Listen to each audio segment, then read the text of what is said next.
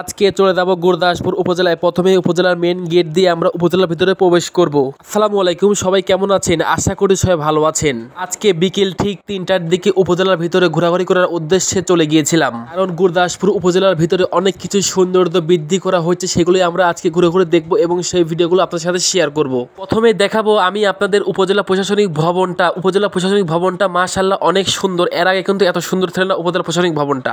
তার পাশে অনেক সুন্দর একটি পুকুর পাড়, সেই পুকুর পাড়ের সাথে সেট করা হয়েছে অনেক সুন্দর একটি সিঁড়ি। মাশাআল্লাহ সিঁড়িটা আমার কাছে ভীষণ ভালো লাগছে। এদিকে আবার ভিডিও করতে করতে একদম হাঁপিয়ে গেছি, যার কারণে সিঁড়িতেই বসে রেস্ট করছি। রেস্ট করতে করতে চোখে মিলল দুইটা ছেলে পুকুরে নেমে গোসল করতেছে।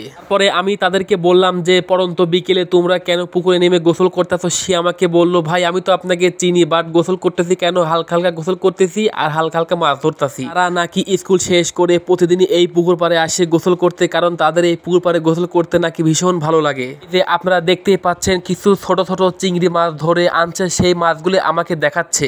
আবার বলতেছে আমি প্লাস আমার বাবা মা নানি চাচি সবাই আমরা আপনার ভিডিও দেখি, সেই হিসেবে মাছগুলো আমি আপনাকে গিফট করলাম। আমি আবার তাকে হেসে বললাম, আমাকে তোমার মাছ গিফট করতে হবে না, আমার ভিডিওগুলো দেখলেই চলবে। কথা বলতে না বলতে দাঁত বের করে হাসতে শুরু করে দিল। আসলে এই ছেলেগুলোর সাথে কথা না বললে বুঝতেই পারতাম না এই ছেলেগুলোর ব্যবহার এত ভালো। তারপরে আমি তাদেরকে বললাম গোসল করো, কোনো সমস্যা নাই, কিন্তু কোনো প্রকার কোনো রকমের মাছ ধরা এই পুকুরে যাবে না, এটা হয়তোবা নিষেধ আছে। তারপরে সেখান থেকে আরো সুন্দর একটি জায়গা চলে আসলাম। দেখতেই পাচ্ছেন জায়গাটি কতটা সুন্দর।